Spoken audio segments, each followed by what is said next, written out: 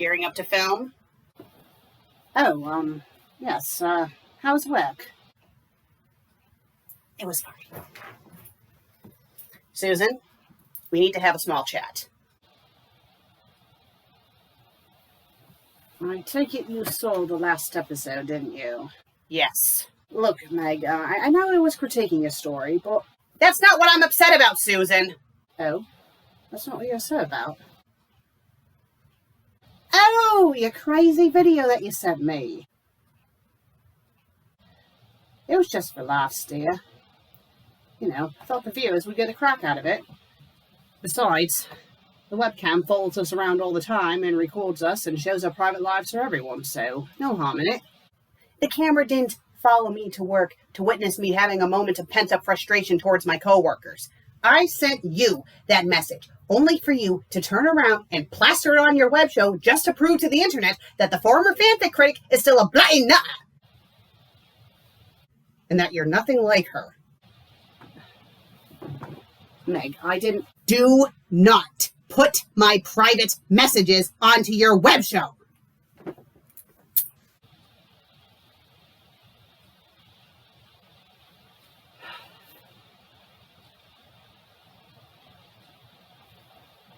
God bloody damn all of them my things, don't I? Ah! Was it made out of a titanium? Ouch.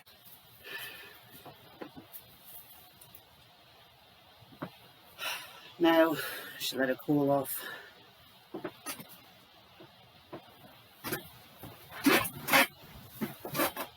Are you for real? Were you... Okay, Meg. If you're watching this, which I doubt you are now because I made you very angry, I did not turn this on. This was not on. Bloody fuck. Right, let's not, Okay, so you all saw that. Last episode, for those who missed it, I decided to make a joke about Meg, you know, being... I called her a blainer.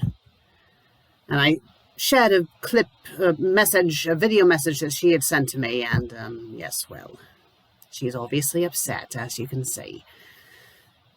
Well, no point in dwelling on it.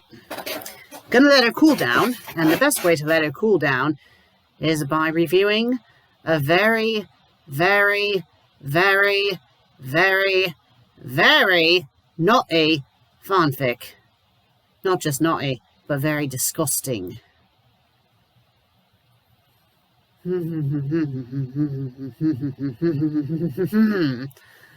Long live the Queen. A Lion King story. Oh boy, do I have a treat for you all today. Oh my. Where to begin with this one? So, despite how the characters are described, they're still lions and hyenas and giraffes and zebras and whatnot. But they wear clothing. I'm assuming they're anthropomorphic. But yes, this is one of these stories, these naughty stories that is over descriptive about sex. Oh, so much. So, the story starts off with Sarabi. She's walking down a road in the village. Apparently, there's villages, so I'm assuming it's supposed to be like an anthropomorphic version of the Lion King. It's not really clarified, but how it's described it is. And she's gearing up to do a very special ceremony for Simba, who is going to become the new king. So, it's a little confusing. But apparently, Simba now has a harem of the female hyenas. You see, after Scar was defeated, they, decided to join forces with Simba. And Sarabi walks in on him and Shenzi. And she's getting aroused by this. And it's also implied that Scar didn't actually die. It's implied that he gets raped by the male hyenas. And I'm assuming he's supposed to be still alive. I don't know. It's a little confusing. The story is very badly written, and we'll get more into that after. But it's yes. So she's watching them have sex, and it's super, super, super descriptive. It's so, like, it's one of these stories where when Sarabi is first being described walking, it's described how her hips are moving in such a way, and her boobs are jiggling in such a way, and that animals are just watching her walk by, and they're openly jacking off so she can say. And it's like, okay, I would love to know, when authors write stories like this, where do they live exactly? Do they live like in a town where everyone's just hanging outside on their porches, jacking off, having their penises or vaginas exposed, just watching people jack off? Oh, hey! How was the wedding? Oh, it was great, thank you. Oh, hold on a minute. I'm about to come. No one actually does that. And I'm sorry for that visual, but that's just how these stories are written. It's just like, what the... All right, let's get back on topic. So after Sarabi watches Simba, have sex with Shenzi, and then I'm assuming he pees on her. So apparently, after he has sex with all the female hyenas, he pees on them to mock them as dominance. So anyway, after that,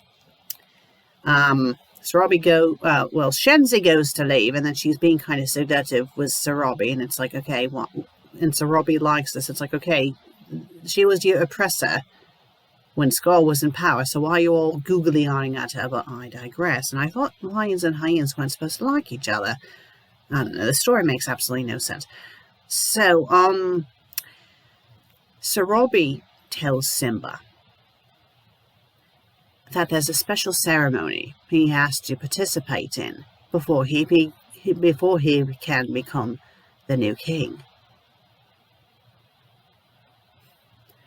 So, the ceremony, Sarabi starts to undress.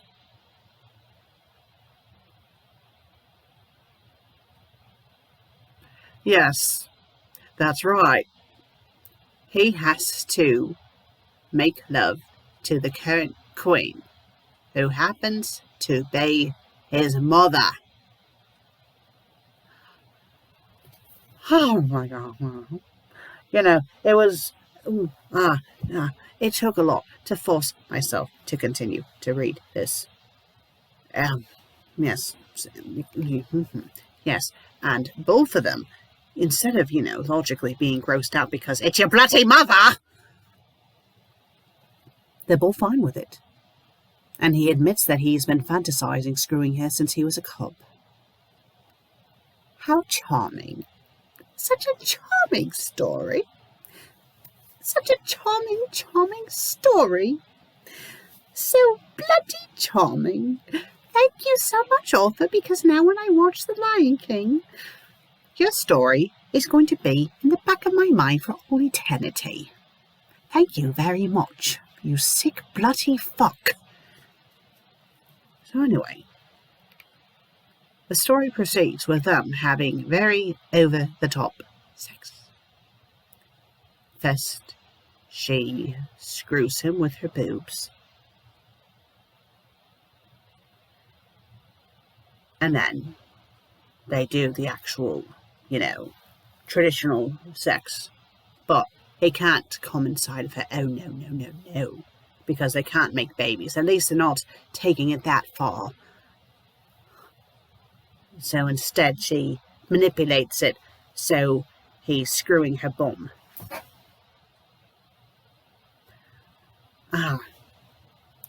And it just keeps going. You think the story's going to stop, but then it just keeps going and going and going. And I kind of think the author was like jacking off while they were reading the story, because I noticed more and more typos as the story continues on.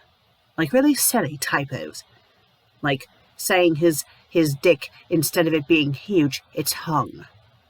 His hung dick, but it's supposed to say huge. And then she calls him my son, but it's spelled like, the sun in our solar system. Yes. So when the bloody, never-ending sex finally stops, it's implied that Nola has her own male Harlem, and that Sarabi is the later mistress of all the other mistresses. So pretty much Simba is having constant sexual relations with his mother. And it finally stops. It finally stops. Oh, and how adorable. Apparently this was a birthday gift for someone named Dax. So tell me, Dax, do you make a hobby of sexualizing your mother? Do you want to fuck your mother? Is that why this was written? Is this why this was written? Are there actual people out there who fantasize about fucking their parents? Why? Why would you do that? The author. I didn't say who the author was. That's how frazzled I was. Okay, it does say it's Anthro. I mean, I supposed it was Anthro. So, the author is Uncle Sam, the man. All caps, how charming. And, yes. And his picture, his profile picture, is a close-up of someone getting their boobs squished by hands. What a charming fellow. Let's take a look at his profile. Oh my goodness, what the bloody hell is this? So, okay, this is what his profile says. Good morning, Vietnam. Hello, all you beautiful who have stopped by my profile. Allow me to introduce myself. I am Uncle Sam the Man, an inspiring fan fiction author, as well as writing partner of Dax 0042, looking to entertain and inspire others with my stories. So he's saying his real name is Sam, now Lord as of May of 2021. Lord? What do you mean Lord? Lord of what? Lord of disgusting? He's 25. His family is perfect. His friends are awesome. His nationality is American. I think he's supposed to say he's American, but that's not a nationality. Well, I guess it kind of is. His home state is the Buckeye State. What is all of this? He's saying what his ancestry is. Like, he's English, Irish, who bloody care? Why are Americans so obsessed with this crap? No one cares what you're a mix of. No one cares. None of us care. None of us outside of America care. I mean, I'm in America. I've lived in America for over a decade, but still. Oh my god. And what the bloody hell? His profile just keeps going and going and going. I just wanted to see what else he wrote for stories. It's a oh, there it finally stopped. 55 stories. Okay, so he has some tame ones, T-rated. That's not bad. Oh, no, another M. No. So, oh my god, Alpha and Omega. Oh, he has one called the Mon, Long Live Man. Oh my god. So, okay, he has some K+ stories. Okay, so it doesn't look like all of his stories are steaming piles of yuck, but still. Oh, right. I mean, if you guys want to check out his other stories, and, if you want to inform me whether or not they're ones that are better, not, like this one, be my guest. I don't know if I want to revisit this bloke or not, but I digress. So, yes. Let's talk about some of the issues, aside from yuck. The story itself was center aligned. It was center aligned. Makes it very, very awkward to read. I don't know why they did that. I don't know if that was fanfiction.net being a twat, but it was so difficult to read. It was painful. I mean, reading it just as it was painful, but having it be center aligned. And obviously the characters were out of character. Completely out of character. Like, atrociously out of character. This story is going to give me nightmares. Again, typos just started to pop up more and more as the story progressed. That's why I made the jab about them possibly jacking off as they were writing it, because... So, would I recommend this story? No. No. Sadly, I mean, it's still more preferable than comic snakes. And I can't believe I just said that. But just the comic snake stories are just so disgustingly written. Like, everything's disgusting. This was overly sexual. But no, it was still gross because it had a lot of overly descriptive things about, you know, the throbbing cock, the splendid all over the place and getting all of her boobs and all his loveliness. And then she's massaging his wall. And then his gigantic foot-long penis. It's like, who does anyone actually have a foot-long penis? I mean, maybe, I don't know. I mean, they make dildos that are nice and big, but I don't know.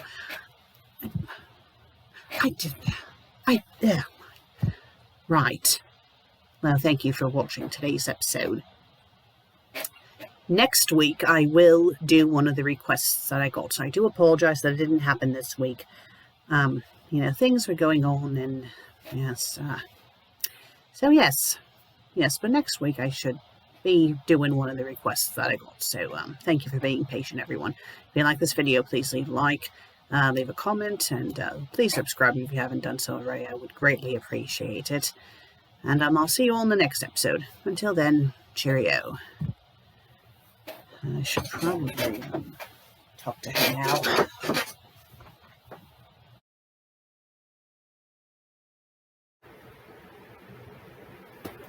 Rorschach, you got to finish your food. What? Where are you going? Don't walk away from me when I'm... I mean, I didn't notice it was still. Oh, is she done? Oh, she's done. Don't want her to see me. Right.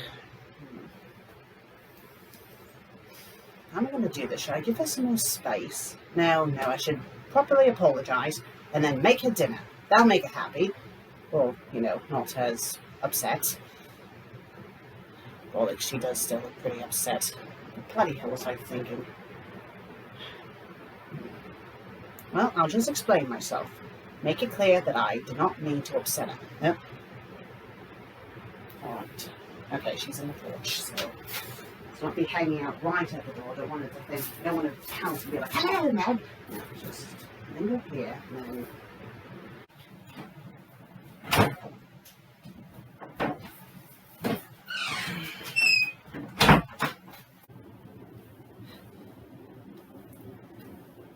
Hey, love. Hey. How was mowing the lawn?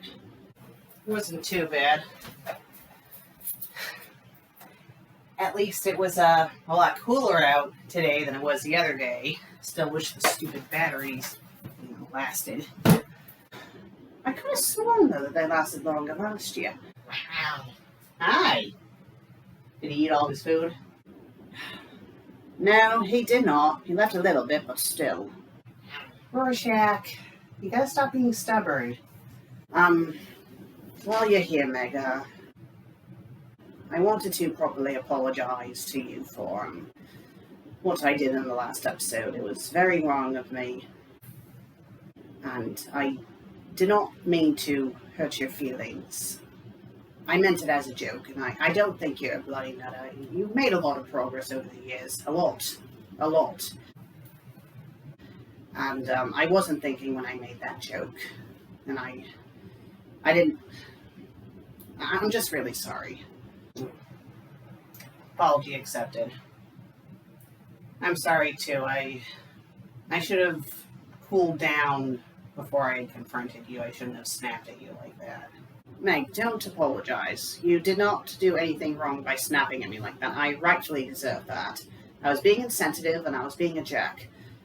So, I want to make it up to you. So I figured because it's not bloody July and May anymore, you want me to make the pot pies tonight? Yeah, that sounds good. Thanks. Right.